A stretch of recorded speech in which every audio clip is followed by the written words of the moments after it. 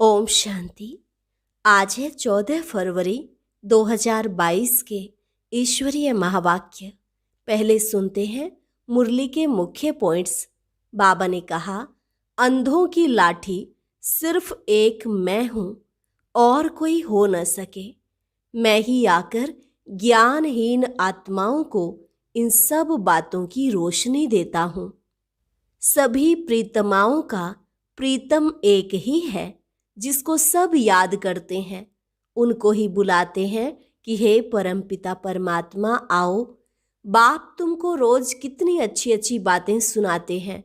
अगर कोई को धारण नहीं होती तो कहेंगे डल हेड बुद्धि है। फिर बाबा ने कहा, सब कुछ खत्म होने वाला है, इसलिए अपना सब कुछ सफल कर लो, फिर उसका रिटर्न तुमको भविष्य में मिल जाएगा। बाप तो दाता है ना। 2 कणे के बदले महल तो क्या, सारे विश्व की बादशाही दे देते हैं। ज्ञान तो बड़ा सहज है, चलते फिरते भी तुम्हें सेवा करनी चाहिए। सबको राजयोग सिखाओ तो सतयुग में तुम प्रिंस प्रिंसेस बन जाएंगे। घर गृहस्थ में इकट्ठे रहते उच्च पद पाना है, यह बड़ी मंजिल है। अब और संग टूट जाए, एक संग जुट जाए, तुम्हें यही मेहनत करनी है। और लास्ट में बाबा ने कहा, सच्ची सच्ची आशीर्वाद देने वाला एक बाप ही है, बाकी सब झूठी आशीर्वाद करते हैं। तुम बीके को भी बाप समान सबको ब्लेसिंग देनी है। अब राम को याद कर राम की राजधानी में जाने की मेहनत करो। 8 घंटा इस याद की सर्विस में रहो। और अब सुनते हैं महावाक्यों को विस्तार से। मुरली का सार। मीठे बच्चे, सेंसिबल बन, चलते फिरते जहां भी सेवा हो करते रहो। बाप का परिचय दो, सर्विस का शौक रखो। प्रश्न, बच्चों की बुद्धि में कौन सी बात आ जाए तो अपना सब कुछ सफल कर सकते हैं? उत्तर, अब यह सब खत्म होने वाला है। 2 कणा देने से बाप द्वारा महल मिलते हैं। जिनकी बुद्धि में यह बात आ जाती है, वह अपना सब कुछ ईश्वरीय कार्य में सफल कर लेते हैं। गरीब ही बलिहार जाते हैं। बाप दाता है, वह तुमको स्वर्ग की बादशाही देता, लेता नहीं। गीत प्रीतम आन मिलो। ओम शांति। प्रीतमाएं अर्थात भक्तियां, ब्राइड्स अर्थात सजनियां। भक्तियां प्रीतम व साजन को बुलाती हैं। पुरुष और स्त्री सब मिलकर बुलाते हैं। कितने ढेरों के ढेर हैं, बुलाते हैं तो इससे सिद्ध है जरूर प्रीतमाओं का कोई प्रीतम है। सब एक को बुलाते हैं कि हे परमपिता परमात्मा आओ, हम आपको बहुत याद करते हैं। यादगार तो बहुतों के बनाते हैं, अब वह सब हैं मनुष्यों के यादगार। ऐसे भी बहुत हैं जो लक्ष्मी नारायण, राम, सीता आदि देवताओं को याद करते हैं। क्योंकि मनुष्य से देवता उच्च है, तब तो मनुष्य देवताओं की पूजा करते हैं। नंबरवार ऊंच और नीच तो है ही, यह तो सब जानते हैं कि ऊंचे ते ऊंच भगवान को कहा जाता है। फिर है ब्रह्मा विष्णु शंकर, फिर है ब्रह्मा और जगदम्बा, मुख्य वह है। ये तो सिर्फ बच्चों की बुद्धि में है कि ऊंचे ते ऊंच बाबा द्वारा हमको ऊंचे ते ऊंचा वर्षा मिलता है, परंतु उस बाप को जानते ही नहीं। जब बाप आए तभी आकर अपना परिचय दे। बाप कहते हैं, मैं तुम बच्चों के सिवाय और कोई से मिल नहीं सकता हूँ। बहुत आते हैं, कहते हैं महात्मा जी से मिले। यहाँ तो वह बात ही नहीं। यहाँ बाप और बच्चों का ताल्लुक है, बाकी कोई का कुछ काम है तो और बात है। बाप मुरली भी बच्चों के आगे ही चलाते हैं। प्रदर्शनी में भी तुम सिद्ध कर बतलाते हो कि सबका वह फादर है। वो लोग तो कहते हैं वह नाम रूप से न्यारा है। तुम बतलाते हो उनका नाम भी है, रूप भी है, तो देश भी है, चित्र भी है। उनको बुलाते भी हैं तो जैसे आत्माएं आती हैं वैसे परमात्मा भी आते हैं।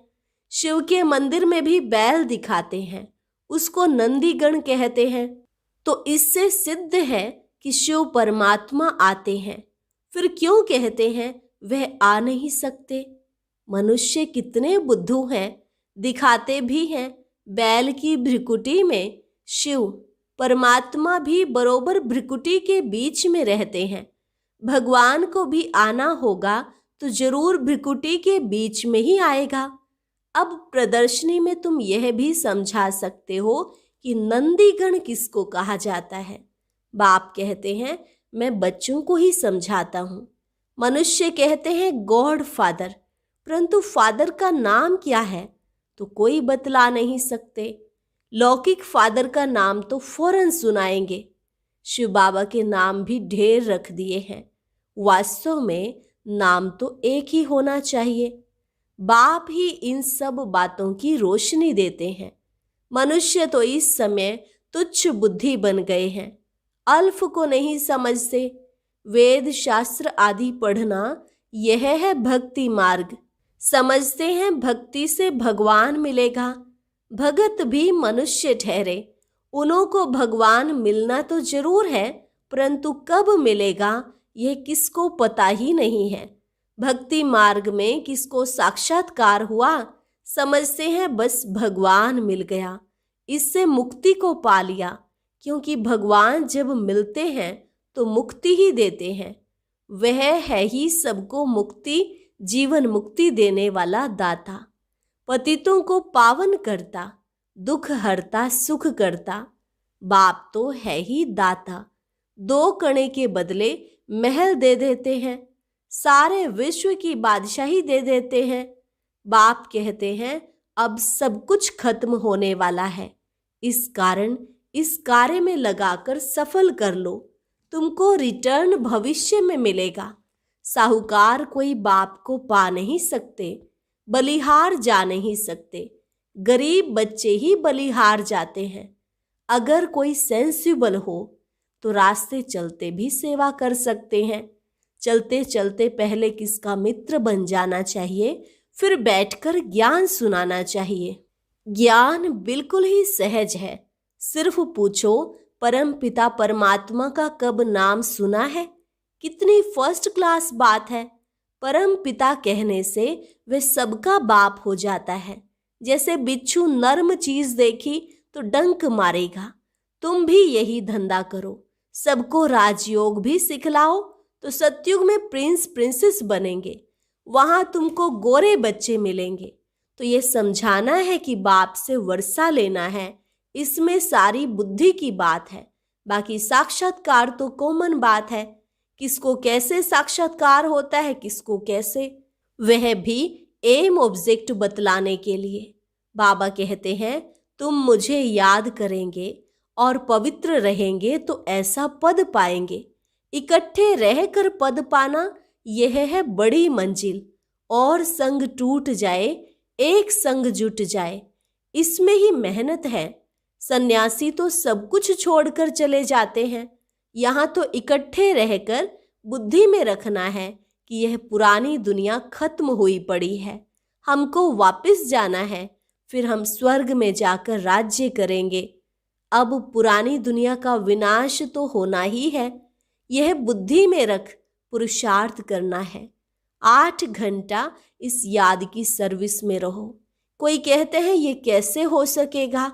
भक्ति मार्ग में जो कृष्ण के भक्त हैं वह भी सब तरफ से बुद्धि को हटाए एक कृष्ण को ही याद करते होंगे। कोई राम का भक्त है, अच्छा राम को याद करो, राम की राजधानी को याद करो, सो भी निरंतर याद करे, तब अंतमति सो गति होगी। राम को याद करके राम की राजधानी में जाए, यह भी मेहनत है। ऐसी मेहनत सिखलाने वाला कोई है नहीं। श्लोक भी है, अंत काल जो श्री सिमरे। अगर कोई सन्यासी है, गुरु है, उनको भी याद करना पड़े तो अंतमति सो गति हो। पहले पूछो कहाँ जाना चाहते हो, वापिस तो जाना है, परंतु कहाँ? क्योंकि भक्ति से ताकत नहीं मिलती जो एक से बुद्धि लगा सके। सर्वशक्तिमान तो एक परमपिता परमात्मा ही है ना, उनका ही पार्ट नूंधा हुआ है। ऊंचे ते ऊंचा बाप है, उनको याद करो तो उनके देश में जाएंगे। सन्यासियों को तो देवता भी नहीं कह सकते, वह तो आते ही हैं द्वापर में। भगवान स्वयं आकर कहते हैं, बच्चे मुझे याद करो, और सृष्टि चक्र पर भी समझाते हैं, जिससे तुम चक्रवर्ती राजा बन जाएंगे। यह नॉलेज बाप ही समझाते हैं। चित्रों पर तुम समझा सकते हो। ऊंचे ते ऊंचा है निराकार भगवान, वह रहते हैं मूल वतन में। वह भी ऊंचे ते ऊंचा है, हम देवताएं भी वहां ही रहते हैं। सूक्ष्म वतन में सूक्ष्म देवताएं रहते हैं, वहां सृष्टि का चक्र है नहीं। फिर नीचे आओ तो लक्ष्मी नारायण के मंदिर में सबसे जास्ती भभका है। जगत अम्बा जगत पिता के मंदिर में इतना नहीं है। जगत अम्बा का तो बिल्कुल साधारण मंदिर है। तुम लक्ष्मी का भी मंदिर देखो, जगत अम्बा का भी देखो, तो रात दिन का फर्क है। मनुष्यों को यह पता ही नहीं कि जगत अम्बा ही लक्ष्मी बनती है। तुम जानते हो यह भी अति साधारण है, तो उनके मंदिर भी अति साधारण ही बनाए हैं, तो चित्र भी साधारण बनाए हैं। जगत अम्बा को कहाँ काला भी बनाते हैं। अभी तुम जानते हो कि संगम पर हम यह राजयोग सीखकर भविष्य में कितने शोभनिक श्री लक्ष्मी श्री नारायण बनते हैं। लिखा भी हुआ है, ब्रह्मा द्वारा स्थापना, सो तो ज्ञान से ही होती है। बाकी गऊ के मुख से अमृत आदि की कोई बात ही नहीं। कृष्ण को भी संगम पर बाबा वर्षा देते हैं। संगम होने के कारण उन्होंने शिव के बदले कृष्ण का नाम लिख दिया है। अब तुम जानते हो जगत अम्बा ही लक्ष्मी बनती है, और लक्ष्मी ही 84 जन्म ले जगत अम्बा बनती है। यह है ब्रह्मा का कुल, सो फिर बनता है दैवी कुल। दैवी कुल के फिर 84 जन्म लेते हैं, तो अंत में आकर शूद्र कुल के बनते हैं। कितनी अच्छी अच्छी बातें हैं। धारणा नहीं होती तो कहेंगे डल हेड है। ऐसे बहुत सेंटर्स हैं जो आप ही क्लास चला सकते हैं। गॉड फादर कहते हैं तेज बुद्धि स्टूडेंट बनो। सर्विसेबल बच्चों को कितना याद करते हैं, बुलाते हैं। बाप भी ऐसे बच्चों को याद करते हैं।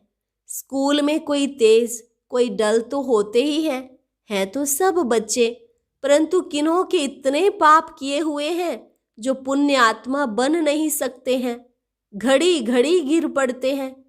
कितनी गुप्त खुशी रहनी चाहिए। अंधों की लाठी तो सिर्फ बाबा ही है, और कोई हो न सके। हे प्रभु, अंधों की लाठी तू ही है। यहाँ हर एक की इंडिविजुअल दवाई की जाती है। ज्ञान नयनहीन को अंधा कहा जाता है। कलयुग की रात में शिव बाबा आते हैं। कृष्ण रात्रि कहते हैं, तो शिव की भी रात्रि है। अब शिव तो परमात्मा है, उनकी रात्रि कौन सी? तुम जानते हो कलयुग के अंत और सतयुग के आदि को ही रात्रि कहा जाता है। भक्ति मार्ग के धक्के खाकर सब तंग हो गए हैं। या तो कहते हैं परमात्मा बेअंत है, या तो कहते हैं हम ही परमात्मा है। कितना समझाया जाता है। कोई कोई को सर्विस का बहुत शौक रहता है, बाबा को भी शौक है, परंतु बाबा कहाँ जाए यह लॉ नहीं है। सन शोज फादर। बच्चे तो ढेर हैं, ढेर आते भी रहेंगे, क्यू में बाहर बैठ जाएंगे। पोप आया, कितने मनुष्य गए, यह तो सभी का बाप है। पोप को भी सदगति देने वाला है, सच्ची सच्ची आशीर्वाद देने वाला बाप ही है। वे झूठी आशीर्वाद करते हैं। बीके को तो सबको ब्लेसिंग देनी है। न समझने के कारण वे समझते हैं हम ब्लेसिंग करते हैं। यहाँ तो आते हैं, देखा जाता है आशीर्वाद लेने का लायक है व नहीं। परमपिता परमात्मा की बुद्धि में जो है वह किसकी बुद्धि में नहीं है। बाप कहते हैं यह आए तो हम इनको मुक्ति जीवन मुक्ति दें, मनुष्य से देवता बनाए, स्वर्ग का सैपलिंग लगना तो है। हम समझ जाएंगे ये किस प्रकार का सैपलिंग लग रहा है। तुम भी ऐसे समझो, कोई आए तो उसको मुक्ति, जीवन मुक्ति दे। कहते हैं हमको मुक्ति चाहिए। अच्छा, मुक्ति धाम को याद करेंगे तो मुक्ति मिलेगी। बाप को याद करो तो अंतमति सोगति हो जाएगी। अच्छा, मीठे मीठे सिकिलधे बच्चों प्रति मात पिता बाप दादा का याद प्यार और गुड मॉर्निंग। रूहानी बाप की रूहानी बच्चों को नमस्ते। रूहानी बच्चों की रूहानी बाप दादा को नमस्ते नमस्ते, गुड मॉर्निंग। धारणा के लिए मुख्य सार। पहली पॉइंट, कम से कम 8 घंटा इस याद की सर्विस में रहना है। इकट्ठे रहते हुए भी और संग तोड़ एक संग जोड़ने की मेहनत करनी है। दूसरी पॉइंट, तेज बुद्धि स्टूडेंट बनना है, डल हेड नहीं। बाप समान अंधों की लाठी बन सबको मुक्ति, जीवन मुक्ति का रास्ता बताना है। वरदान, अल्पकाल के सहारे के किनारों को छोड़ बाप को सहारा बनाने वाले यथार्थ पुरुषार्थी भव। अल्पकाल के सहारे के किनारों को छोड़ बाप को सहारा बनाने वाले यथार्थ पुरुषार्थी भव। अल्पकाल के आधारों का सहारा जिसको किनारा बनाकर रखा है, यह अल्पकाल के सहारे के किनारे अभी छोड़ दो। जब तक ये किनारे हैं तो सदा बाप का सहारा अनुभव नहीं हो सकता, और बाप का सहारा नहीं है इसलिए हद के किनारों को सहारा बना लेते हो। अल्पकाल की बातें धोखेबाज हैं, इसलिए समय की तीव्र गति को देख अब इन किनारों से तीव्र उड़ान कर सेकंड में क्रॉस करो, तब कहेंगे यथार्थ पुरुषार्थी। स्लोगन, कर्म और योग का बैलेंस रखना ही सफल कर्म योगी बनना है। कर्म और योग का बैलेंस रखना ही सफल कर्म योगी बनना है। अच्छा, और अब सुनते हैं आज का अव्यक्त ज्ञान मोती। ये एक बहुत संस्कारितापूर्ण वीडियो है, जरूर देखें, कोई भी मिस ना करे।